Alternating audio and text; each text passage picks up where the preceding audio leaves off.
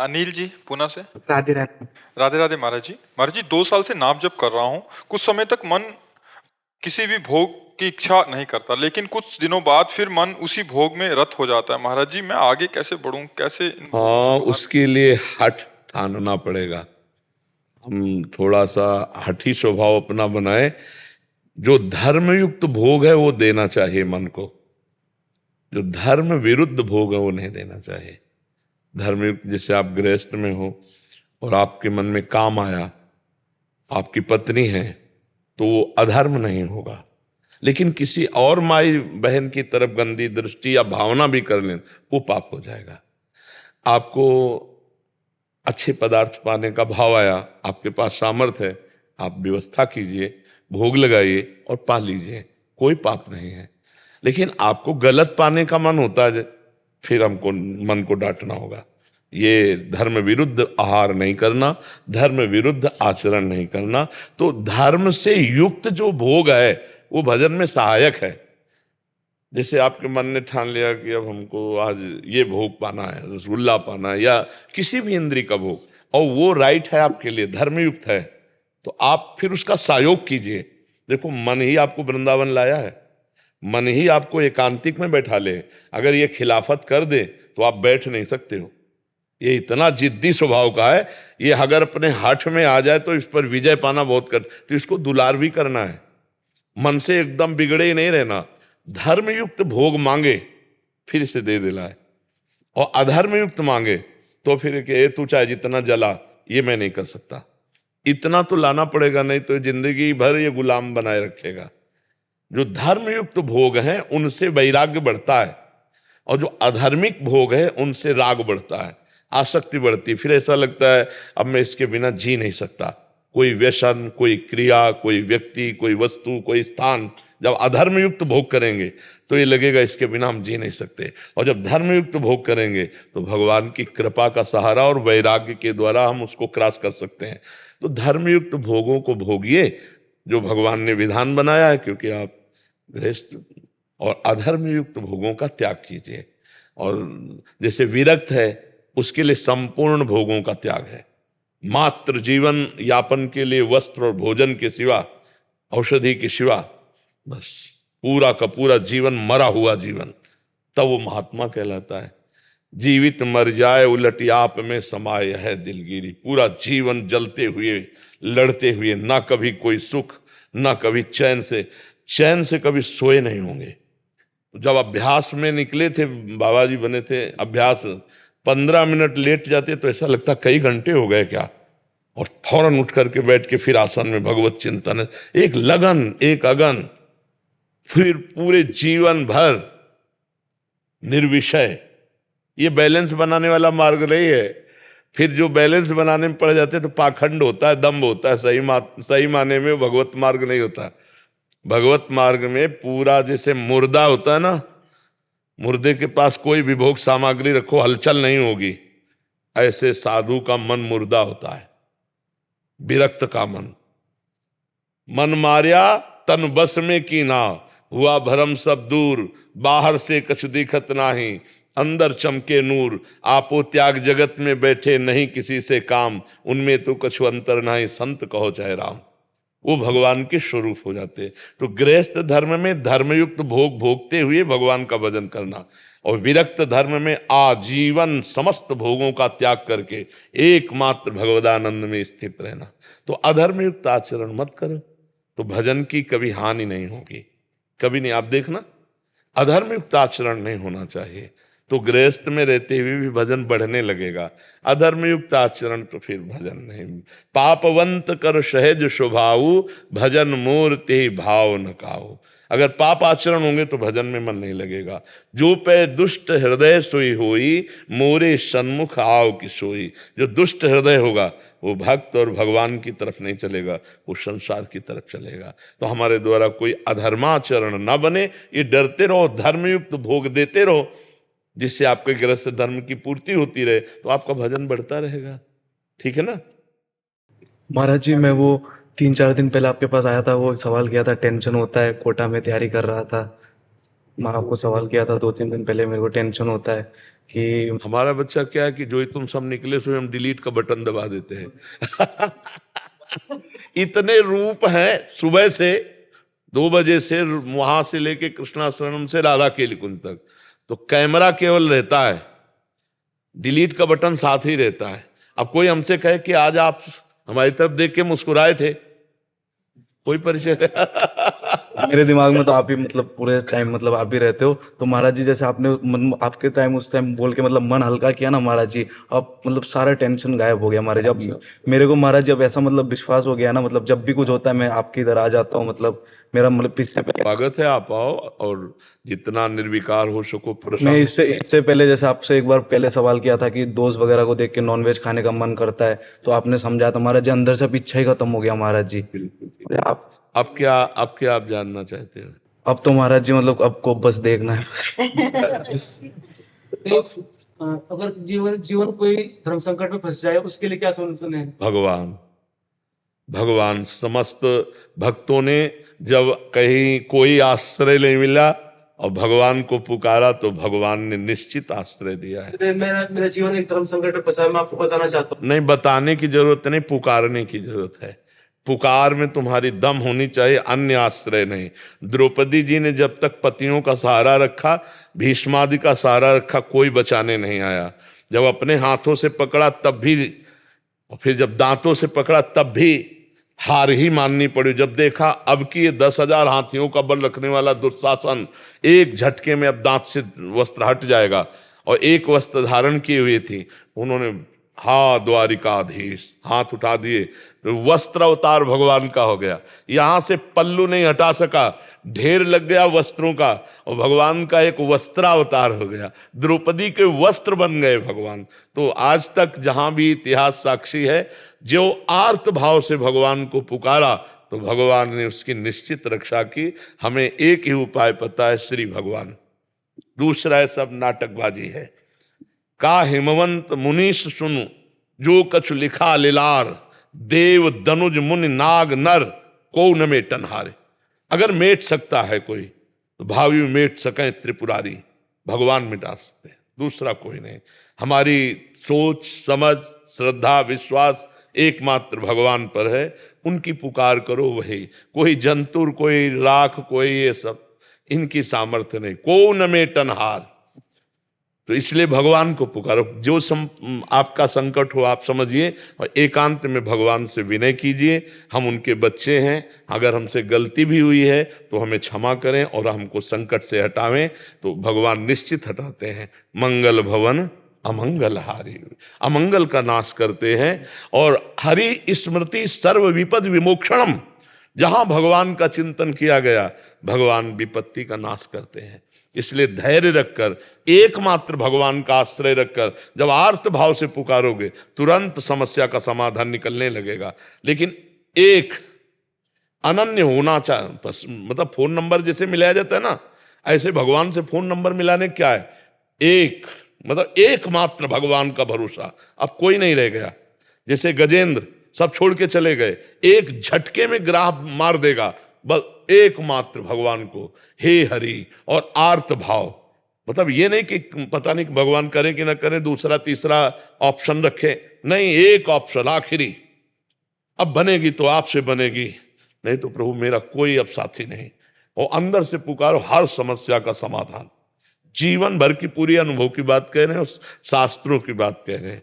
और है भी वही, चाहे डॉक्टर हो चाहे कोई हो, वो यही कहता है कि हम पूरा प्रयास करते हैं, इसके बाद अंगुली उठा देता है ऊपर वाला। सबको ऐसे नहीं कह देता भाई वो तो भगवान बचा सकते हैं, हम तो प्रयास कर रहे हैं, बचा भगवान सकते हैं। इसलिए हर संकट का समाधान भगवान का आश्रय, भगवान को पुकारना, भगवान की स्मृति हमारी तरफ से। अब आगे किसी को और रास्ता पता हो तो मुझे नहीं पता, मुझे तो एकमात्र भगवान ही है।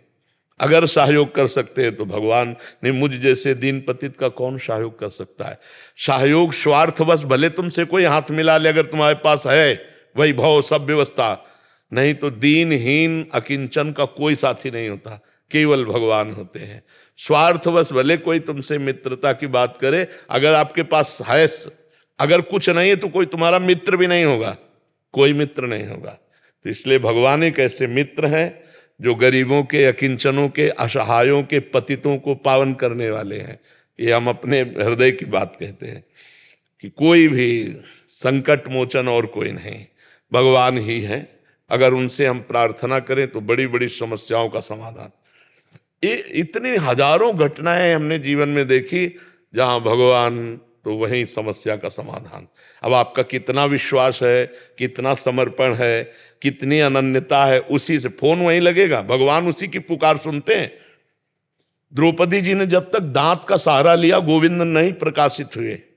जब पूरा भरोसा केवल भगवान का, तो फिर भगवान वस्त्र बन गए, गजेंद्र का उद्धार। लाखों ऐसे अनुभव हैं संत महात्माओं। तो हमें लगता है अन्य किसी का सहारा न लेकर भगवान का आश्रय लीजिए, और जितना पाप का प्रायश्चित कराना होगा उतना तुम्हें जलाएंगे और फिर बचा लेंगे। बस धैर्य पूर्वक भगवान का ही भरोसा रखना, ठीक है। मैं गुरु की पूजा करता हूँ, वो मेरे थोड़ा काम में बिजी होने के कारण मैं कभी शाम को कभी सुबह को बहुत दिक्कत आ रही है, उसमें कोई मेरे पूजा में दोस्त तो नहीं लग रहा। कुछ नहीं यार, किसान आदमी, गृहस्थ आदमी, समझो पूजा का मतलब अगरबत्ती जलाना नहीं है, पूजा का आरती कर देना नहीं है, फावड़ा चलाना भी पूजा है, गोली चलाना भी पूजा है, अपने कर्तव्य पर निष्ठा से युक्त होकर हम व्यापार कर रहे हैं, नौकरी, ये सब पूजा है। धर्म पूर्वक चलो, भगवान का नाम जप करो, जो कार्य करते हो तुम्हारी पूजा है। ये सृष्टि भगवान की। हम बार बार समझाना चाहते हैं। अर्जुन जी कह रहे हैं हम संन्यास लेके भजन करेंगे, भगवान जी कह रहे नहीं, उठा प्रत्यंचा चढ़ा गांडी पर और काट इनकी गर्दनें, ये पूजा होगी। तो समझो, अगर हमारा फावड़ा चल रहा है राम राम, तो इससे बड़ा भजन क्या होगा? राधा राधा, इससे बड़ा भजन क्या होगा? हमें शाम तक जब समय मिला, एक लोटा जल चढ़ा दिया, हो गई पूजा। किसान आदमी, हम दिन भर मेहनत कर रहे हैं, जो अन्न कमा रहे हैं, परिवार का पोषण, समाज का पोषण उससे होगा, बीच बीच में भगवान का स्मरण कर रहे हैं। भगवान इस पूजा, आरती, पूजा इससे ज्यादा प्रसन्न नहीं होते, अपने कर्तव्य से प्रसन्न होते हैं। हाँ, कर्तव्य करते हुए आपके पास समय, आप कर लीजिए, नहीं है तो कर्तव्य ही पूजा है। अगर कर्तव्य में अधर्माचरण करे और फिर जाके खूब घंटी बजाए, आरती करे, कभी भगवान प्रसन्न होने वाले नहीं। अपने धर्म से चलो, कर्तव्य का पालन करो, नाम जप करो, कोई पूजा की बाहरी जरूरत नहीं, इसी से भगवान प्रसन्न हो जाए। अगर समय है तो गलत समय ना लगाकर गलत जगह भगवान की पूजा में लगा दो। नहीं, पूरी सृष्टि पूजा ही है। हम 12 बजे रात्रि से लगे, हमारी पूजा ही तो हो रही, आप लोग हमारी पूजा ही तो है। हमारे भगवान के रूप में आए, आप हमसे प्रश्न करते हैं, भगवत चर्चा हो रही, आप संतुष्ट होते हैं, हमारी हो गई पूजा। तो अलग अलग पूजा है, अलग अलग पूजा। एक किसान का हल जोतना, फावड़ा चलाना, नाम जप करते हुए भगवान के आश्रित रहना, हो गई पूजा। उसके लिए फुर्सत थोड़ी कि हम अगरबत्ती लगावे, मोमबत्ती लगावे, वो तो हल जोतेगा कि फावड़ा चलाएगा कि वहां बैठ करके पूजा खोलेगा। आप समझ रहे? एक आर्मी का जवान, सैकड़ों भगत हैं आर्मी के, एक आर्मी का जवान है, हर समय तैनात है, कब स्नान करे, कब उसको भोजन मिले, कब, ये सामने नहीं। नाम जप करो, राष्ट्र को समर्पित हो, दुश्मन की छाती चीरो, यही है पूजा। अपने अपने कर्तव्य में दृढ़ हो जाओ, यही पूजा है, ठीक है। अशोक कुमार जी, लुधियाना, पंजाब से। राधे राधे महाराज जी। तुलसी मेरे राम को रीच जपो या खींच, भोम पड़े जाए सभी, उल्टा सभी सीधा बीच। अर्थात जब इतना सरल ढंग मार्ग स्वामी तुलसीदास जी ने बताया हो, तो हमें इतना दुर्लभ मार्ग क्यों बताया जाता है, या किस प्रकार के साधक के लिए स्वामी? कौन सा दुर्लभ? प्रपंच से चित्त हटाकर प्रभु में जोड़ना है। चाहे दुश्मन मान के भजो, चाहे स्वामी मान के भजो, चाहे प्रीतम मान के। दुश्मन मानो तो कंस और शिशुपाल की तरह, रात दिन रावण की तरह, रात दिन भगवदाकार वृत्ति केवल वैर से, अंतिम समय तक कहाँ राम रन तो पचारी। खिलवाड़ समझते हो भगवान में चित्त जोड़ना? कि इतना सहज जोड़ के तो दिखाओ, बहादुर हो तो। फिर ऐसे कैसे केवल बात पकड़ के प्रश्न थोड़ी बनता है। चित्त को जोड़ के दिखाओ 2-4 घंटे सच्चिदानंद प्रभु में। बहरे से जोड़ो, कामे से जोड़ो, प्रेम से जोड़ो, जोड़ के तो दिखाओ। केवल बात पकड़ लेने से थोड़ी होती। जोड़ा चित्त, खींच भजो चाहे रीज, तो भजन का मतलब समझते हो? एक भी वृत्ति संसार की स्फुरित न होने पावे, हर समय भगवदाकार। कंस को सोते जागते उठते बैठते कृष्णाकार वृत्ति, गोपियों की कृष्णाकार वृत्ति, वो भजन ही प्रेम से, मुरारी पादार्पित चित्त वृत्ति। ठीक वैसे ही वृत्ति कंस की है, लेकिन वो द्वेष से भज रहा है, इसलिए उसे परमानंद की अनुभूति नहीं हो रही। वो प्रेम से भज रही तो हर समय परमानंद में विकल है। भगवान का चिंतन निरंतर करना, चाहे श्री सुखदेव जी कहते हैं काम से, क्रोध से, द्वेष से, रिश्तेदारी से, नातेदारी से वृत्तियां सच्चिदानंद भगवान में जुड़ती हैं, इसलिए वो सच्चिदानंद स्वरूप हो जाता है। जोड़ के देखो, वृत्तियां जोड़ के देखो। जैसे कहा जाता है कि बड़ा दुर्लभ, जो आप शब्द बोले दुर्लभ, तो जोड़ के देखो ना, बहादुर हो तो। मनुष्य जीवन मिला इसीलिए, साधन धाम मोक्ष कर द्वारा। तो जोड़ो अपनी वृत्तियां, एक एक वृत्तियों को समेटकर सच्चिदानंद भगवान में स्थित कर दो, फिर प्रश्न का उत्तर अपने आप समझ में आ जाएगा। वृत्तियों को जोड़ना भाई इतना कठिन है कि हिमालय को उठा लेना सहज हो जा सकता है, लेकिन वृत्तियों को जोड़ना बहुत कठिन है। एक सेकंड में काममयी वृत्ति, एक सेकंड में लोभमयी वृत्ति, ऐसे ऐसे तरंगायमान हो रहे हैं साधक, जो लगे हैं वास्तविक, हार रहे हैं बार बार प्रभु को पुकार, जो ईमानदारी से लगे हैं, जो बैलेंस बनाए ना भोगों का, उनको कोई परेशानी नहीं है। जब जो रसेंद्री जनेंद्री के भोग की मांग हुई, वो भोग लिया, उनको क्या परेशानी? परेशानी उनको है जिन्होंने अंतर्मुखता में आकर इंद्रियों की गुलामी और मन की गुलामी से मुक्त होने की ठानी है, उनकी बात है। अभी अंतर्मुख में बैठ के कभी युद्ध हुआ है क्या तुम्हारा? अभी नहीं हुआ। तो इसीलिए जिनका युद्ध हुआ वो कह रहे बहुत कठिन, त्राहिमाम, हार गया नाथ, मैं हार गया। ऐसे खिलवाड़ समझते हो परमार्थ को। हाँ, गुरु कृपा पात्र है और कदम पे कदम मिला के चल रहा, उसके लिए खिलवाड़ हो जाएगा। गुरु प्रसन्न साहबन कूला, सतमार्ग में जब ठान लिया तो मृत्यु का भी भय नहीं रहता, तो इससे बढ़कर और कौन सी व्यथा हो सकती? नहीं तो जिस समय व्यथा प्रकट करते ना, प्रवचन कर लेना, सुन लेना, बोल लेना, ये सब सहज है, लेकिन जिस समय व्यथा मंथन करके इंद्रियां और काम हृदय में, तो अच्छे अच्छे ढेर हो जाते हैं। इसलिए भगवान ने लिखा, यम ही न व्यथ्यन्ते ते पुरुषम पुरुषर्षभ सम दुखा सुखाधीरम स्वमृतत्वाय कल्पते। जो व्यथित नहीं होता, कहने की बात अलग है भाई, उस व्यथा में जिस समय स्थिति होती है, वेग, काम का वेग, क्रोध का वेग, वाणी का वेग, उदर का वेग, ये सब वेग हैं। उस समय सब प्रवचन भूल जाते हैं, अच्छे अच्छे मुंह भरा गिरते हैं। बचते वही है जे राखे रघुवीर, ते उबरे तिहु कालम हो। जो भगवान की शरण में त्राहिमाम और भजन परायण है, भगवान उनको बचाते हैं। समझ पा रहे हो भाई? हाँ, संतों ने जो बात कही है वो बहुत सोच समझ के कही है। कटाक्ष रूप में जैसे बोले ले, तभी तो फिर हमारे शब्द है कि बहादुर हो, भगवान के अंश हो, जन्म हुआ है, जोड़ के देखो चित्त, पूरा जीवन उसी में अपने लोग जब लगा दिए ना, तो आज भी ऐसे ही है। हमारी बस नहीं, आप पकड़े हो तो मैं ले, आप छोड़ दे तो मैं ले, हमारी सत्ता ही नहीं है, हमारा अस्तित्व ही नहीं है। जैसे हमसे पूछा जाए कि आपकी साधना, तो बिल्कुल ऐसे है, हमारा कुछ नहीं, आप पकड़े हैं, आप पकड़े हैं तो हमारी सत्ता है, आप छोड़ दें तो अभी कुछ नहीं है, कुछ नहीं, आपसे है सब कुछ, आप ही आप है, मैं कुछ नहीं है, आपकी कृपा, चाहे गुरुदेव की कृपा को, चाहे हरि की कृपा को। बच्चा, चित्त जो हाहाकार मचता है, जिस समय जैसी चढ़ाई में खींचकर मन को परमात्मा में लगाने की कोशिश करो, फिसल करके हो जब विषयों की तरफ जाता है, तो जो साधक को पीड़ा होती है वो दूसरा नहीं जान सकता है। देखो, भंडारा खाना, इधर उधर मौज मस्ती, बहुत बढ़िया जीवन है, लेकिन प्रभु के लिए तड़पते हुए आंसू बहाना और चित्त को सदैव के लिए प्रभु के चरणों में समर्पित करना, उस साधक के देखो। हाँ, नारायण हरि भजन में पांचों न सुहात, विषय भोग, निद्रा, हंसी, जगत प्रीति, बहु बात, ये सब अच्छा नहीं लगता। हृदय जलता रहता है, इसी जलन पे प्रभु रीझ करके फिर कृपा की वर्षा करते हैं, तो आनंद सिंधु में वो डूबता है। ये ताप है पहला, अनर्थों का नाश इसी ताप से होता है। ये समस्त वासनाओं को निर्मूल करके, भस्म करके, ये भगवत प्रेम उदय करता है हृदय में। जो इस ताप को सह गया वही यम ही न व्यथ्यन्ते थे। इसलिए भगवान कह रहे, मात्रा स्पर्शास्तु कौन्ते शीतोष्ण सुख दुखदा आगमा पाइनो अनित्यास तास तितिक्षस्व भारत। वेग आने पर सह जाए सो महात्मा, चाहे वो पैंट शर्ट में हो, चाहे भेष में हो। वेग आने, वेग के बाद तो सब ज्ञान करता है।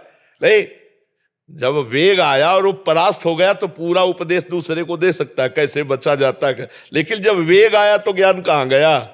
उस समय ज्ञान, ये पक्का समझ लो बच्चा। प्रवचन करता, प्रवचन बहुत ऐसा कि क्या कहना है, वो ज्ञान उस समय नहीं आएगा जो दूसरे को उपदेश देने के समय आ रहा था ना। अपना जब वेग आया तब क्या वो सही प्रवचन वही कि जब अपने में वेग आए और अपना उपदेश लागू करके इंद्रियों मन को काबू में कर लिया तो फिर प्रवचन ठीक रहा। लेकिन नहीं बच्चा, सभा में तो बोलना अलग बात है, एकांत में जब वेग आता है ना तो बड़े बड़ों को फैला देता है। तभी शिव विरंचिका मोहई को है बपुरान, अस जिए जानी भजी मायापति भगवान। भगवान रक्षा करे तो एक साधारण भी असाधारण स्थिति को प्राप्त हो जाए, और भगवान से शरणागति ना ले तो फिर वो चाहे जितनी ऊंची गति में जाए, माया एक बार ऐसा प्रश्न करती कि उसे गिरा देती। ब्रह्मा जी भागवत में स्तुति में कहते हैं कि प्रभु हम तो आपके चरणों की शरण में हैं, जो आपके चरणों की शरण में नहीं हुए उनको ऊंची ऊंची स्थितियों में जाके गिरते हुए देखा है ज्ञानाभिमानियों को, तो औरों की तो बात जाने दो। शिव विरंचिका मोहई को है बपुरान। बहुत विचित्र भगवान की माया है। तभी बड़े बड़े लोग कहते हैं बहुत दुर्लभ है भगवत प्राप्ति, बहुत कठिन है भगवत प्राप्ति। क्यों?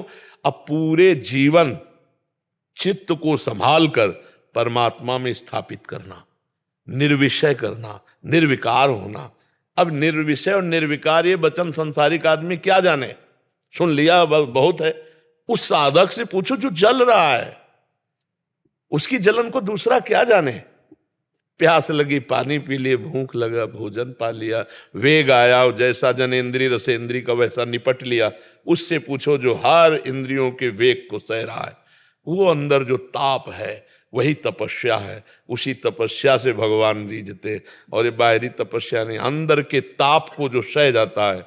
हाँ, तास्तितिक्षस्व भाग। संतों की जब आती कि संतों के लक्षणों की, किन संतों के चरणों की शरण में जाने से या उनकी आसक्ति से मोक्ष पदवी प्राप्त होती, तो भगवान कपिल देव जी के तितिक्षवा पहला कह रहे, तितिक्षवा कारुणिकाहा सुहृदा सर्वदेही नाम।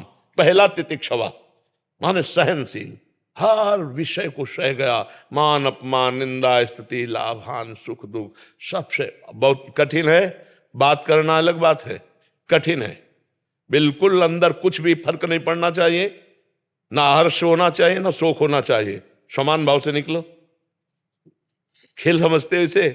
चाहे जितना दूसरे को उपदेश करे, जब अपनी बात आती है ना तो स्थिति होगी तो आप डामाडोल नहीं होगे, और स्थिति नहीं होगी तो थोड़ी देर में अपनी असलियत में आ जाओगे और लड़ने लगेगा या आपको प्रताड़ित करने लगेगा। फेल हो गया। स्थिति नहीं है अंदर, केवल बातें हैं। और स्थिति है तो बड़े से बड़े दुख में भी वो विचलित नहीं होगा, बड़े से बड़ी परिस्थिति में विचलित नहीं। यही कठिनता है बच्चा। माँ पिता भाई बंधु पत्नी पुत्र परिवार धन संपत्ति सबका प्यार बटोर के भगवान के चरणों में समर्पित करना कितना कठिन। करके तो देखो। जननी जनक बंद सुतदारा तनु धन धाम सुहृद परिवारा, सबकी ममता ताग बटोरी मम पद मन ही बांध बरटोरी। बहुत कठिन है, बहुत कठिन है। मतलब तुम तो संसार में रह रहे हो तो तुम क्या जानो कि कठिनता किसे कहते हैं। साधना और साधक वही जान सकता है ऐसा। संत वास्तविक जो मार्ग है या भक्ति का जो मार्ग है बहुत कठिन मार्ग है। क्या कठिन? सबसे प्यार हटाना है, बस यही कठिन है। भगवान तो अपने थे, हैं, रहेंगे, वो तो आत्मस्वरूप है और है वो। फिर भी हमारी दुर्गति रुक रही क्या? यही छाती में है, हृदय में सबके हृदय अचत विकारी। भजन निरंतर भगवद स्मृति। अब ये करके देखो तब बात बन जाए। निरंतर भगवद स्मृति। हम कह रहे हैं 1 घंटा केवल हमको ऐसा दो कि कुछ और चिंतन नहीं हो पाएगा, बस करके दिखाओ। 1 घंटा केवल राधा राधा राधा राधा। देख लो फिर कैसा मन तुमको जलाता है। इतने में 1 घंटे में ऐसा व्यतीत कर देगा कि यार बहुत ही कष्ट, और पूरा जीवन साधु अर्पित करता है भगवान में। बहुत कठिन है। नहीं आप देखो ना, हम आपको बताया ना, सबका प्यार समेटो, बड़ा कठिन है। देखो बाबा जी बन जाने पर देह का प्यार बना रहता है, देह से प्यार थोड़ा कम होता है तो अहम स्थिति बड़ी जोर की हो जाती है। साप वरदान क्रोध हो मान सम, बहुत अंदर बच्चा पूरा साम्राज्य है, जीतना है, पूरा साधक जीवन भर लगा रहता है इस पर विजय प्राप्त करने के लिए। त्रिगुणात्मिका माया पर विजय प्राप्त करके गुणातीत स्थिति प्राप्त करना बहुत कठिन है। ये गुरु कृपा से, भगवान की कृपा से और स्वयं की कृपा से, स्वयं भी अपने ऊपर कृपा करे कि हमारा उद्धार हो जाए, तब इस पर चला जा सकता है। लेकिन बहुत कठिन है बच्चा। 4 कदम चलने के बाद सब मनोरंजन में लग जाते हैं, बहुत चढ़ाई है। अब नहीं लगने देते आप, कहा कुछ मनोरंजन में जाते आ गया। हाँ, तो जो सुनेगा तो नारद सिख जे सुने नर नारी, अवश्य भवन तज होए भिखारी। आप सरिश्चा है सबकी लम, हमारी बात सुनोगे तो ये तो काटेगी ही संसार के राग को।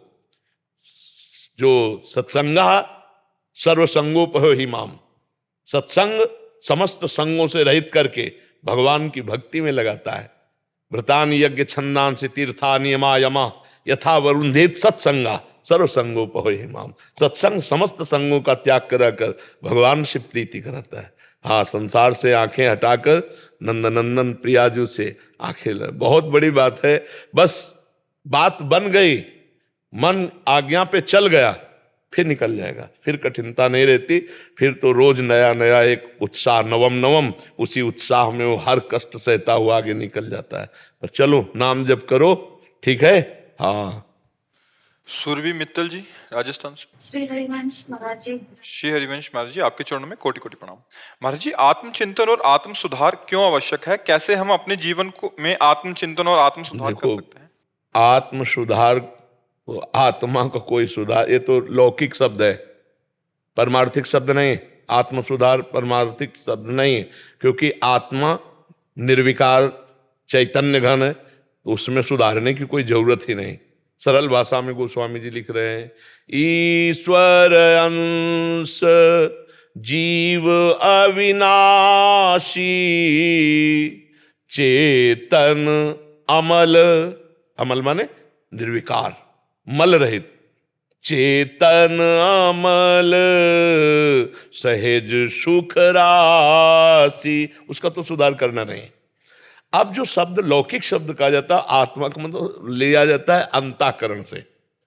यहां जो लिया गया है वो अंतःकरण से लिया गया है कि आप अपने अंतःकरण का सुधार करो।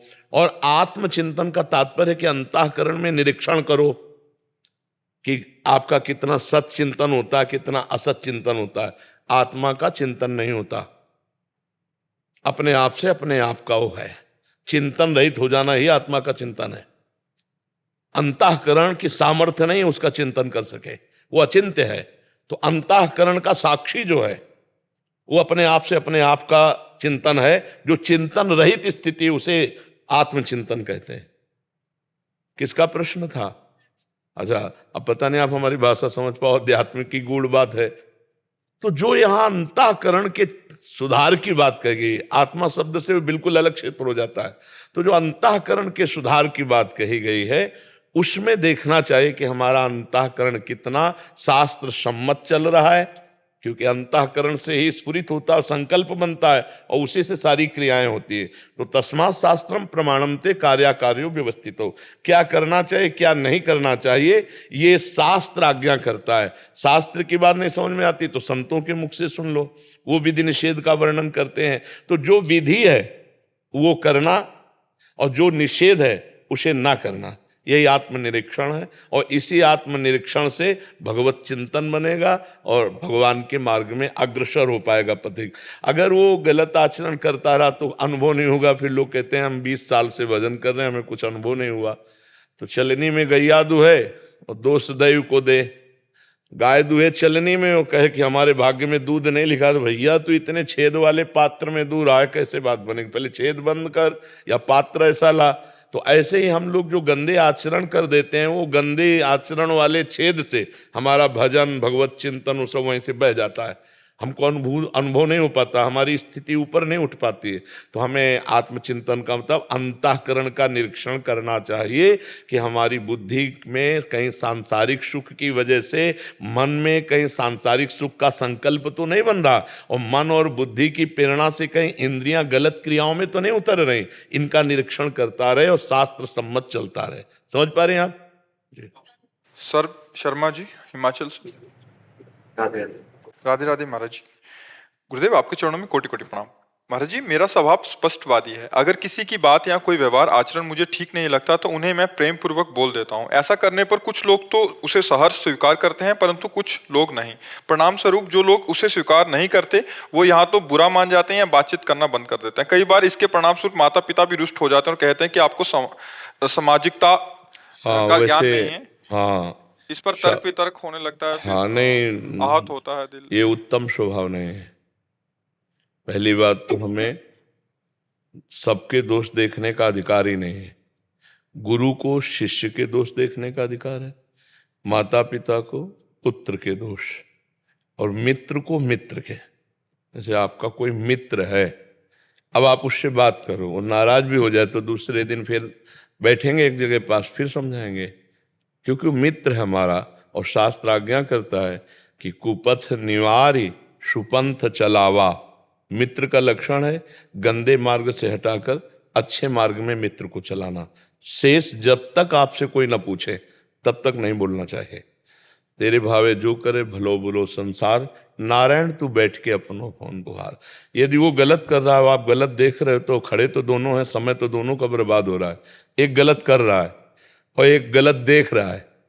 ये आदमी दोषी है, ये पापी है, ये नीच है, तो जो गति उसकी होगी वही गति उसकी होगी, क्योंकि समय तो दोनों का एक ही काम में जा रहा है ना। एक गलत कर रहा है और एक गलत देख रहा है और एक गलत कह रहा है, उसी का वर्णन कर रहा है, तो आप भगवान से विमुख हैं। हाँ, अधिकार जहां है वहां छूट है। कि जैसे शिष्य है तो शिष्य के आचरणों का चिंतन करना होगा, देखना होगा, क्योंकि वो गुरु बनाया है। गलत है तो उसको बोलना होगा कि आप कोई गलत कर रहे हो, अगर आप ऐसा करोगे तो ये दंड विधान है, क्योंकि उसको समझाना होगा। ऐसे माता पिता है, उसका अधिकार अपने पुत्र के दोषों को देखना और उनको दूर करना। तो ऐसे मित्र है, वो हमेशा क्रोधित रहते हैं और मतलब पिताजी माताजी बहुत कुछ बोल देते हैं। मैं कई बार तो नहीं सोचता, लेकिन कई बार तर्क वितर्क होता है तो बहुत आहत हो जाते हैं, नहीं तो मैं क्षमा मांग लेता हूँ। नहीं, आप तर्क वितर्क क्यों करते हैं? क्या यही विद्या है? विद्या विनयम ददाति। अपने बड़ों से तर्क वितर्क नहीं करते। अपने बड़े अगर हमें उपदेश कर देते हैं और हमें लगता है इनका उपदेश गलत है, तो भी मौनम, क्योंकि हमें चलना अपने दिमाग से है। आप उपदेश कर रहे हैं, मैं गलत हूं, आगे सुधार करेंगे, या वो गलत है नहीं समझ पा रहे हैं, तो हम मौन। तर्क वितर्क करना तो बिल्कुल खराब है। माता पिता गुरु से तर्क वितर्क थोड़ी किया जाता है। तो उनकी आगे मान लेनी चाहिए जैसे भी वो कहें। आज्ञा पर विचार करना होगा। हम बोलने पर मना कर रहे हैं, आज्ञा पर कुछ ऐसे माता पिता हैं, ऐसे गंदे आचरणों की तरफ, गंदे भावों, ऐसे माता पिता के वचन नहीं मानना चाहिए। लेकिन वो तो अच्छे भाव करते हैं, लेकिन आजकल और उनकी सोच और हमारी सोच में थोड़ा अंतर आ। तुम्हारी दोनों की सोच में शास्त्र अगर प्रमाणित है तो माना जाएगा किसकी सोच सही है। अपनी सोच नहीं, तस्मात् शास्त्रम प्रमाणम थे। शास्त्र और संतों से प्रमाणित सोच को ही सही सोच कहते हैं। नहीं तो मन में तो बहुत सी स्फुरणाएं उठती रहती है, तो फिर उनका निर्णय करना होगा। उसमें मन में कभी क्रोध भी आ जाता है और वाणी से कुछ गलती से गलत निकल जाता है, तो उसको कैसे नियंत्रित करें कि वो क्षणिक होता है। मैं क्षमा भी मांग लेता हूँ। बिल्कुल ठीक बात है, लेकिन हमको पहली बात ये ध्यान रखनी कि पूज्य जनों से वार्तालाप हमको तर्क वितर्क वाला नहीं करना। पहली बात स्वीकार करो, यदि आप इससे बचना चाहते हो। अगर हम भूल से ऐसा तर्क कर देते हैं तो उनकी दी हुई उत्तर पर हमें क्रोध नहीं करना। ये हमें सोचना होगा कि मुझे क्रोध नहीं करना। जब क्रोध आवे तो दांती पीस लो, मौन हो जाओ, नहीं बोलना। और वाणी भी थोड़ी गलत निकल जाती कई बार। अभी तो बुद्धि काम कर रही, तो आप अपनी गलतियों को देख पा रहे हैं, तो वाणी को भी समा। वाणी एक अमूल है, जो कोई बोले जान, हे तराजू तौल के तब मुख बाहरान। अपने बात कहने के पहले सोचना है कि ये बात हितकर है, शास्त्र सम्मत है, दूसरों को सुख प्रदान करेगी, तो बोला, नहीं तो अंदर ही दबा के चुप हो गए, शांत एकदम। सुशील कुमार गुप्ता जी। राधा वल्लभ श्री हरिवंश महाराज जी, आपकी कांतिक वार्तालाप में सुना था कि जब तक खुद को भगवत साक्षात्कार ना हो जाए तब तक किसी दूसरे को अपनी स्थिति नहीं बतलानी चाहिए या उपदेश नहीं वर्तमान की स्थिति अगर बता दी जाए तो वो बंद हो जाती है। ये निज अनुभव की बात है और बहुत से संतों के अनुभव की बात है। हाँ, अभी वर्तमान में जो चल रहा है हमारे जीवन में, वो हम किसी से नहीं कहेंगे। जो आज है, कल जो हमें अनुभव हुआ है, वो हम किसी को प्रोत्साहन देने के लिए, सतमार्ग के लिए बता सकते हैं, लेकिन आज जो चल रहा है अभी नहीं बताएंगे। आज अभी क्या स्थिति नहीं होता है, और कभी अगर धोखे से निकल गए तो उसमें विघ्न पड़ जाता है।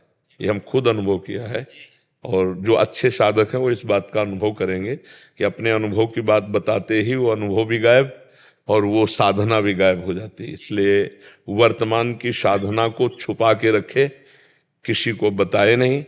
अगर कभी बताना हो तो उदाहरण में बताए कि हमने संतोष से ऐसा सुना था कि ऐसे ऐसे, अपनी ना आ जाए बात।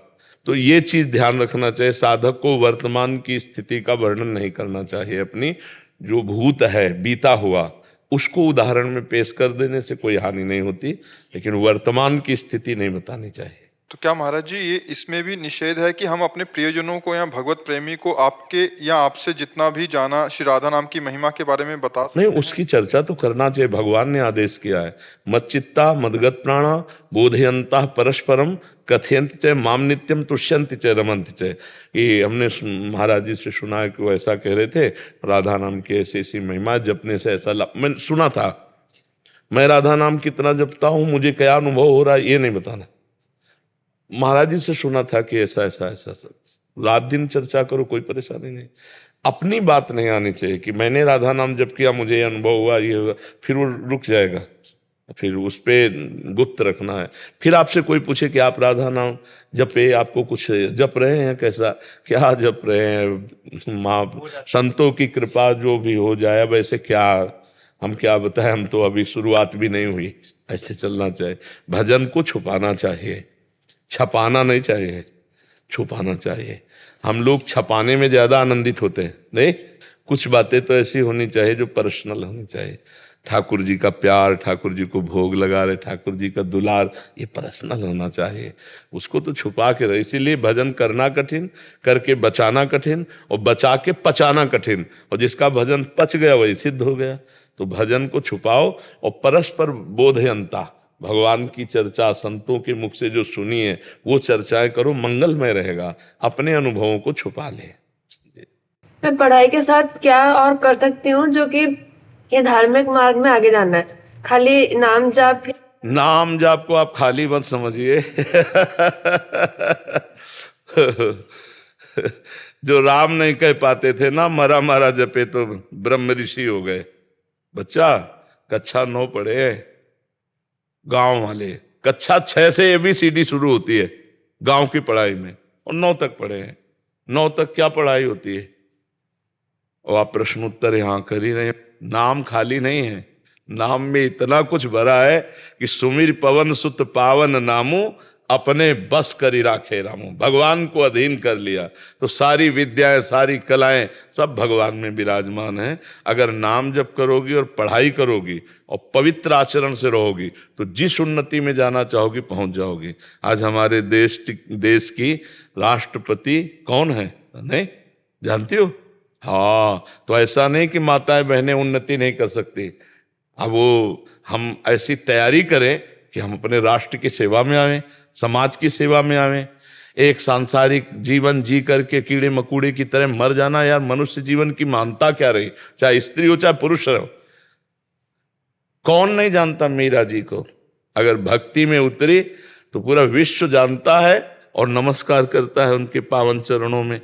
तो ये नहीं है, किसी भी मार्ग में हम जाएंगे और पवित्र हैं, नाम जप करते हैं और उद्देश्य को बिल्कुल पहचानने वाले हैं, तो कहीं भी चले जाओ, कहीं भी। आज हमारे देश की रक्षा में भी बहनें खड़ी हैं, नहीं खड़ी, संगीन लिए हुए खड़ी, जहां 1 सेकंड में खोपड़ी उड़ा दी जाएगी और 1 सेकंड में खोपड़ी उड़ानी पड़ेगी। ऐसी स्थिति में तो क्या क्या कमी है?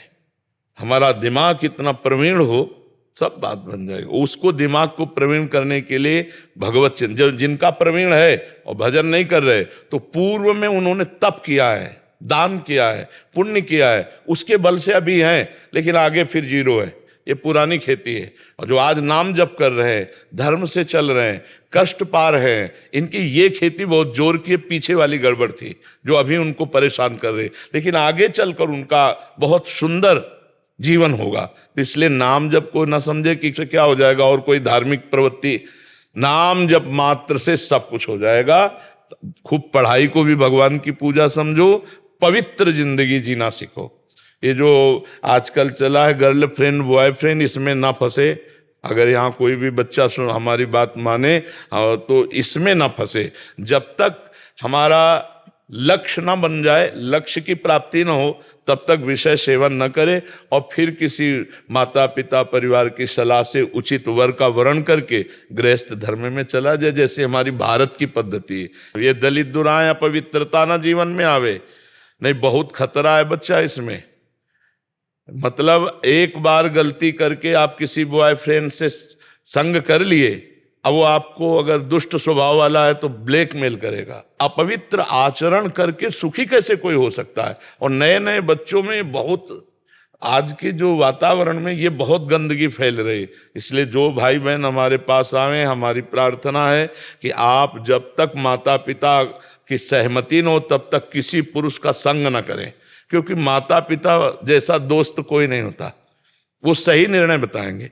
हमारा यदि कोई दोस्त बन रहा है तो हम अपने माता पिता से मिलाएं और उनकी अनुमति लेकर जब पाणी ग्रहण हो जाए तभी संग करें, नहीं संग ना करें। दोस्ती कर लो, कोई परेशानी नहीं। दोस्त तो स्कूल में बच्चे बच्चियां खेलो कूदो, लेकिन संग ना करें। संग का मतलब गंदी वृत्ति को ना धारण करें। वो तभी स्वीकार करें जब पाणी ग्रहण हो जाए, गृहस्थी में जाए। माता पिता का अगर आशीर्वाद, पहले तो देवी देवता ग्राम देवता सबकी पूजा होती थी, अब कहाँ बुद्धि रह गई है? देवी देवता और ग्राम देवता पूजा अवसर नहीं है। पहले ही जब गंदी बातें हो रही, बहुत गलत है। हमारे भारत देश की परिपाटी नहीं है। तो इसलिए हमारी प्रार्थना, चरित्र पवित्र रखना, नाम जप करना, पढ़ाई को अपनी पूजा मानना, फिर आप आगे बढ़ के देख लेना कि उन्नति कैसे होती है। चरित्रहीन हमारे यहाँ पूजनीय नहीं होता। पुलस्त कुल में जन्मा था रावण, उत्तम कुल पुलस्त करनाती। चरित्रहीन होने के कारण राक्षस कहा गया। अरे ब्रह्म ऋषि की संतान है, ब्राह्मण है, कोई साधारण नहीं है, और बस आचरण बिगड़ गए तो राक्षस कहा गया। तो इसलिए आचरण, हम चरित्र अगर बिगड़ गया तो हमें बनारस में एक बार एक संत से मिलाने गए तो जज थे, बहुत ऊंची स्थिति उनकी थी। ऐसे जोर से हाथ पकड़ा, उस समय नवीन अवस्था थी, तो हमें अंग्रेजी नहीं आती क्योंकि गांव के पढ़े, तो उन्होंने कहा था, मतलब हिंदी में उसका अर्थ हमको दूसरे ने बताया था, वो गुड करेक्टर मतलब अच्छा चरित्र, और अंग्रेजी में कुछ बोला था उन्होंने कि जिसका करेक्टर सही है वही हमारे यहाँ बंधनीय और पूजनीय होता है, कभी टूटना नहीं, तुम्हारा चरित्र नहीं बिगड़ना चाहिए। उन्होंने शिक्षा दी थी, तुम्हारा चरित्र नहीं बिगड़ना चाहिए। तो गुरुजनों की कृपा से जीवन में ये बात ध्यान रखी कि चरित्र नहीं बिगड़ना चाहिए। चरित्र, हमारे यहाँ रामचरित गाया जाता है। क्यों? क्योंकि भगवान मर्यादा पुरुषोत्तम, इतना भी कभी धर्म विरुद्ध नहीं तो भगवान शिव का अनन्य उपासक रावण है। आज भी कहीं अभिषेक होगा तो उसका लिखित तांडव गाया जाएगा। जटाटवी गलत ज्वल प्रवाह पावित स्थले गोले लंब लंबितम भुजंग तुंग माल। ऐसा थोड़ी जैसे झूला झुलाया जाता है, ऐसे महादेव और पार्वती जी को 20 बार अपनी भुजाओं पर उठाकर ऐसे झुलाया है। कोई साधारण थोड़ी था, लेकिन चरित्र बिगड़ गया। चरित्र बिगड़, दूसरे की तरफ गंदी दृष्टि रखने वाला रावण, वो मार के भगवान ने उसको फेंक दिया। खोपड़ियों पर बंदर लात मारते थे जैसे फुटबॉल में मारा। तो मंदोदरी देख के कहा, राम विमुख हस हाल तुम्हारा, रहा लो कुल रोवल हारा। इसलिए सबको चरित्र पर ध्यान देना चाहिए। अपना चरित्र पवित्र हो, और नाम जब चल रहा हो अपने कर्तव्य को पूजा समझो, चाहे वो किसानी हो, चाहे व्यापार हो, चाहे नौकरी हो, चाहे राष्ट्र सेवा हो। जो अपना कर्तव्य भगवान ने दिया वो हमारी पूजा है। हम अगरबत्ती लगावें, धूप बत्ती लगावें या ना लगावें, हम अपनी पूजा में अगर सत्य में हैं तो भगवान उसी से प्रसन्न हो जाएंगे। अब इधर अगरबत्ती लगा के उधर जाके बेईमानी करो तो अगरबत्ती के धुआं से भगवान थोड़ी प्रसन्न हो जाएंगे, है? तो ये बात है। राधे राधे महाराज जी। गुरुजी, मुझे झूठ बोलने की बुरी आदत है। मैंने बचपन से झूठ का सहारा लिया, चाहे बात छोटी हो या बड़ी, काफी सफाई से झूठ बोल लेता हूँ और फिर अपने आप पर गर्व करता हूँ। मुझे लगता है कि जब झूठ बोलने से आसानी से काम हो जाता तो सच क्यों बोलना? खुद को बचाने के लिए लोगों को। नहीं, गलत बात है। गलत बात से कभी अच्छी बात नहीं होती है। 2-4 जगह हैं जहाँ झूठ बोल देना चाहिए। आपके झूठ बोलने से किसी की जान बच रही है, आप बचा लीजिए। आपके झूठ बोलने से किसी का जीवन यापन बहुत जोर का हो जाएगा, झूठ बोल देते हैं। आपके झूठ बोलने से किसी कन्या का ब्याह हो जाता है, हम झूठ बोल देते हैं। 2-3-4 जगह ऐसी जगह हैं जहां झूठ बोलने से पाप नहीं लगता है। लेकिन हर समय झूठ बोलना तो नहीं, असत्य संपातक पुंजा, ये पाप भी है, झूठ बोलना पाप है। बहुत जगह ऐसे दोहा चौपाइयों में पाया जाता है, साच बराबर तप नहीं, झूठ बराबर पाप है, जाके हृदय साच है, ताके हृदय आप, कबीरदास जी का। तो कई महापुरुषों ने कहा, तो जहां तक हमें बने तो सत्य वचन के द्वारा हम बात करें। झूठ क्यों बोले, बेमतलब झूठ बोल देते हैं और उसको सोचते हैं कि हम बहुत सफाई से जैसे निकल गए, तो तुम्हारा मन तो गंदा हो रहा है। अच्छा, ये गंदा मन दूसरों को सफाई की बात करके तुम निकल गए, अब तुमको ऐसी जगह फंसाएगा जहां से तुम फिर निकल नहीं पाओगे, क्योंकि झूठ बोलने से मन मलिन होता है। कलयुग का उसके ऊपर विशेष आक्रमण होता है जो झूठ बोलता है। झूठे ही लेना, झूठे ही देना, झूठे ही भोजन, झूठ चबेना। श्री तुलसीदास जी ने रामचरितमानस में लिखा है, कलि का प्रभाव बढ़ेगा। तो कोशिश करो, हम ये नहीं कह रहे आज से सत्यवादी हरिश्चंद्र बन जाओ, कोशिश करो कि आपके द्वारा व्यर्थ वाला झूठ ना बोला जाए। कहाँ हो, तो अगर हम वृंदावन बता देते हैं तो हमारी कोई हानि नहीं हो जाएगी है। हाँ, जो सत्य बात है वो कोशिश करें हम। जैसे कई लोगों ने कहा कि हम तो व्यापार में झूठ बोलना ही पड़ेगा, मुझे लगता है नहीं। जैसे आप कपड़े का व्यापार करते हो या कोई भी व्यापार करते हो, तो सब कोई जानता है मुनाफा लेने के लिए व्यापार करता है, कोई किसी का नौकर नहीं है, उसके भी परिवार है, खर्चा है। अब आप ये झूठ क्यों बोलते हो कि कसम से कहते हैं ये 100 रुपया का पड़ता है, आपको 100 रुपया का दे देंगे, क्यों झूठ बोल रहे हो? 120 रुपया मीटर देंगे, बस। आपको लेना है लीजिए, आपको नहीं लेना चले जाइए। सही ठोस बात रखोगे ना, कपड़ा सही और उसका मुनाफा लेकर दाम सही, तो लोग धीरे धीरे समझ जाएंगे कि यार, अब कसम खा के आपने कह दिया कि 100 रुपया का पड़ता है, आपको दे देंगे, ऐसा कैसे झूठ बोल दिया? अब वही उसके लिए अपराध बन गया और वो जानता नहीं। आप फिक्स रखिए, सब कोई जानता है मुनाफे के लिए व्यापार होता है, तो झूठ बोलना जरूरी थोड़ी है। नहीं, बिल्कुल करेक्ट दाम रखिए, उसमें अपना मुनाफा जोड़कर। और देनहार भगवान है, जब आप सत्य पे चलोगे तो भगवान अपने आप व्यवस्था कर देते हैं। प्रयास अपना होता है, व्यवस्था भगवान की होती है। तो हमें लगता है बच्चा झूठ तो नहीं बोलना चाहिए, प्रयास करे, धीरे धीरे अभ्यास करे कि हम झूठ ना बोले। अब कई लोगों को मोबाइल झूठ बुलवाता है, हेलो कहाँ हो, बोले इस समय तो हम आगरे में है, बगल वाले घर में, आज तो नहीं मिल पाएंगे, आगरे में हैं हम, थोड़ा दूर हैं। ऐसा झूठ क्यों बोल दिया? भैया हमें नहीं मिलना, अभी हमें नहीं मिलना, खत्म खेल। हम झूठ क्यों बोलेंगे हम आगरे में? ऐसे तो बहुत से ऐसे झूठ हैं जो व्यर्थ के हैं, जिनको अगर हम सत्य बोले तो हमारी कोई हानि नहीं है उसमें। वैसे सत्य बोलने से हानि भी है भी नहीं। अगर हम गलत किए हैं, हम सत्य बोल देंगे तो हमारा सुधार हो जाएगा, हमें दंड मिलेगा, हम पवित्र हो जाएंगे, हमारी गंदी आदतें छूट जाएंगी। हम गंदी आदतों को बहुत सजा कर सत्य बोल करके और निकल जाते हैं, तो वो निकल नहीं गए, वो कर्म फंसाएगा कहीं ना कहीं, क्योंकि वो बचा हुआ है। और जैसे गलती हुई, हमने स्वीकार कर ली, हमसे गलती हो गई, अब वो गाली दे या हमें अपमानित करे तो हमारे कर्म का फल हो गया, और आगे से हम गलती करेंगे नहीं। तो सत्य तो भगवान का स्वरूप है, सच्चिदानंद रूप है। तो हमें लगता है बच्चा झूठ नहीं बोलना चाहिए। अभी कहीं ना कहीं आपकी बुद्धि शुद्ध है, जिससे आप अपने दोष को पकड़ पा रहे हैं, और तो उसको छोड़ भी दीजिए। जिस दोष को हमने अपने अंदर पकड़ा, उसे धीरे धीरे छोड़ देते हैं, अभ्यास करते हैं सत्य बोलने का, सही बोलने का, तो भगवान आपको बल देंगे। ठीक है, और थोड़ा नाम जप कर लीजिएगा। नाम जप करते हैं, ये भी तो झूठ नहीं बोल रहे। हाँ, कितने मिनट करते? 5001 कर दे।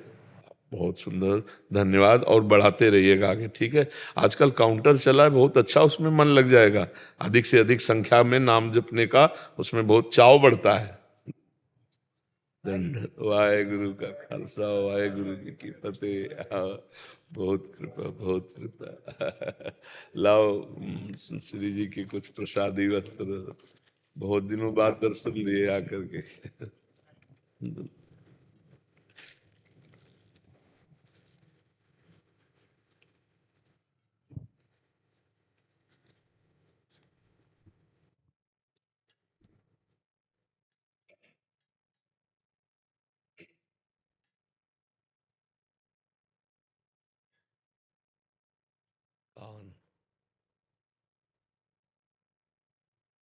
राधे राम।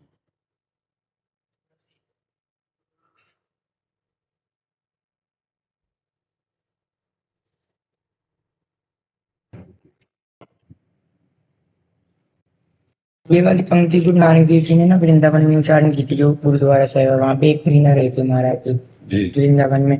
तो यहाँ पे रामलीला का कुछ पूरा था, तो महाराज ने कहा था कि असली में जो है अंदर मन में राम जी की लीला करो, ये बाहर के तमाशे से भगवान खुश नहीं, करने से खुश नहीं होंगे, अंदर के भाव से खुश होंगे। बिल्कुल।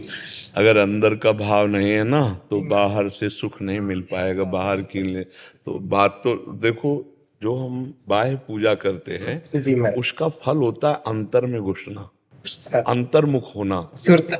हाँ, ये जितनी भी बाह्य सेवा, पूजा, तीर्थ याटन, इसीलिए गुरु नानक साहब की वाणी में बाह्य का महत्व नहीं है। बाह्य का नहीं कि आप जट्टा रखा लिए, आप लंगोटी पहन लिए, आप ये कर लिए और अंदर से आप शून्य हो, भजन नहीं है, परमात्मा का निरंतर चिंतन नहीं है। खास बात पकड़ करके गुरुवाणी जी कहते अंदर का चिंतन आपका क्या जी महाराज। आप मान लो बाहर से छवि पूज रहे हो, मूर्ति पूज रहे हो और अंदर परमात्मा को नहीं देख रहे हो किसी के, तो फिर इसके बाद मनमानी पापाचरण करो तो पूजा से मतलब क्या रह गया, है ना। अगर बाह्य पूजा को आप केवल भगवान मानते हो और अंदर आप अपने भगवान नहीं देखे, दूसरों के नहीं देखे, तो आपका व्यवहार गलत होगा। तो बाह्य पूजा का क्या फल मिला? बाह्य पूजा का फल है अंतर्मुख हो जाना। हाँ, अंतर ही अंतर में परमात्मा चिंतन करते हुए सब में परमात्मा का दर्शन करना, ये सबसे बड़ी पूजा है। तो ये तो प्रारंभिक पूजा होती, जैसे बाहर की पूजा है, बाहर की ये सब बातें हैं, उसका फल होता है अंतर्मुख होना, अंतर्मुख होना। मेरा एक प्रश्न था जी, मेरा ब्रह्म ज्ञान क्या होता है, कैसे प्राप्त होएगा, इसे प्राप्त करके अनुभव कैसा होता है? हाँ, इस तीनों बातों को तो 2 मिनट बैठ जा, फिर बैठ, हाँ बैठ जा। ब्रह्म ज्ञान आत्मस्वरूप, जो अपनी आत्मा है, जो मैं हूं, ये तो है नहीं, ये तो ढांचा पांच भौतिक है। ये ब्रह्म ज्ञान में इसका त्याग किया गया है, शरीर का राग त्याग किया गया है, और मन और इंद्रियों के जो भोग हैं वो मेरे नहीं हैं, मन और इंद्रियों के हैं। एक है ये स्थूल शरीर और एक है सूक्ष्म शरीर। सूक्ष्म शरीर का अनुभव होता है जब स्थूल शरीर सोया होता है, और स्वप्न में जो शरीर होता है स्वाप्निक, वो केवल सूक्ष्म शरीर होता है। उसमें हम देखते हैं कि अच्छा बुरा, मार पीट, सुख दुख, लेकिन ये स्थूल शरीर तो सैया में आराम से सोया होता है, लेकिन स्वप्न में जो सुख दुख का अनुभव होता है वो होता है सूक्ष्म शरीर से। और फिर है कारण शरीर। कारण शरीर का अनुभव होता है जैसे हम खूब नींद में सो गए गाढ़, फिर हमें आया कि आज 5 घंटे में बहुत सोए, 5 घंटे बहुत सोए, तो जो आत्मा साक्षी है वो उसको अनुभव करा रहा है। तो स्थूल सूक्ष्म कारण, स्थूल जागृत अवस्था ये, सूक्ष्म स्वप्नावस्था, कारण सुषुप्ति अवस्था, और जो तीनों को जानता है साक्षी परमेश्वर, वही आत्मा स्वरूप है, और उसको अनुभव करना है। ये तो बात हो गई उसकी। इन तीनों शरीरों से रहित होकर उसका अनुभव करना है, ब्रह्म ज्ञान प्राप्त करना। और उसके अनुभव की स्थिति में पहुंचने के लिए गुरु कृपा अत्यंत अनिवार्य है, क्योंकि इस शरीर से राग छोड़ना बहुत कठिन है। मगर आनंद होता है वहां? आनंद नहीं, परमानंद। हाँ। मतलब परम आनंद और अगाध आनंद, अखंड आनंद, अनंतानंद। हाँ, तभी तो बड़े बड़े संत महात्माओं को, बड़े गुरुजनों को इतना जब कष्ट दिया गया, तब भी मुस्कुरा के बोले तेरा किया इच्छा लगे। वाहिगुरु का हर विधान सर माथे और परमानंद में। तो स्थूल शरीर को कष्ट दिया जा रहा है, क्योंकि और कर्म के अनुसार है नहीं जी महाराज। ये कर्म साधारण प्राणियों के शरीर पे होता है, समर्थ पुरुषों में नहीं। समर्थ पुरुष ये दिखाए कि हम धर्म के लिए अपने शरीर को शहीद करते हैं। धर्म के लिए तेग बहादुर सिंह जी ने जो इतनी सामर्थ्य रखते थे, उनके शिष्य जन कि अधर्मियों को दंड देने में पूर्ण समर्थ थे, तो नजदीक बुलाया और स्पर्श किया और सारी शक्ति ले ली, कहा आप करके दिखाओ। तो ऐसे बोले नहीं, सहना है, जार को जरना है। हाँ, हमको ये दिखाना है कि हम अपने धर्म के लिए प्राणों की बाजी लगा सकते हैं। और गर्दन कटवा दी, और इतने सामर्थ्यशाली थे, तन से भी, मन से भी और स्वरूप से भी, कि अगर वो एक संकल्प कर लेते तो विधर्मी सब मर जाते, सब नष्ट हो जाते। हाँ, तो हमारे गुरुजनों ने उसी स्वरूप में स्थित होकर, स्वरूप में कष्ट नहीं है, देह में कष्ट है, तभी वो कह रहे तेरा किया मीठा लागे। नहीं तो देह जल रही है तो फिर ताप तो लगे ना, लेकिन वो आत्मा, हाँ, जो आत्मा है, नयनम छिंदन्ति शस्त्राणि नयनम दहति पावका न चैनम क्लेदयन्त्यापो न शोष्यति मारुता। अग्नि उसे जला नहीं सकती, कोई अस्त्र उसे छेद नहीं सकता, वायु उसको सुखा नहीं सकती, जल उसे डुबो नहीं सकता, वो ऐसा आत्मा है। हमारा परमात्मा आप भेजता है साधुओं को दुनिया के भले ली। जी जी, वो परमात्मा स्वरूप ही होते हैं। हाँ, जैसे ये गुरुजन है अपने, हाँ, तो सब परमात्मा स्वरूप ही हैं, साक्षात परमात्मा ही आए थे। और थोड़ी मान लो जैसे गुरु अर्जन देव जी हैं, कितना कष्ट सहते हुए भी अपने धर्म, ये जीव थोड़ी है, ये मनुष्य थोड़ी है, ये मनुष्य रूप में परमात्मा है, स्वयं परमात्मा विराजमान है। ये 10 योग जो गुरु है ना, ये स्वयं परमात्मा है। तो कितनी छोटी अवस्था में सबके रोग को लेकर अपने प्राणों का बलिदान दे दिया। रोग उस समय जो फैला हुआ था, दाने वाला गुरु हरकृष्ण, हाँ, तो अपने प्राणों की बलिदान कर दिया गुरु, बहुत छोटी अवस्था में वो गुरु, 8 साल की उम्र थी महाराज। हाँ, 8 साल की। ये सब आत्म स्वरूप है। हाँ, ये शरीर से ये ब्रह्म ज्ञान प्राप्त, पर ब्रह्म ज्ञान का संबंध जो होता है उम्र से नहीं होता। नहीं नहीं नहीं नहीं नहीं, वो ये तो बचपन में हो सकता है, जवानी में भी, बुढ़ेपे में। हाँ, श्री सुखदेव जी 16 वर्ष की अवस्था के हैं, लेकिन ब्रह्म ज्ञान संपन्न तो हजार वर्ष की आयु के महात्मा खड़े होकर हाथ जोड़कर उनको प्रणाम करते हैं।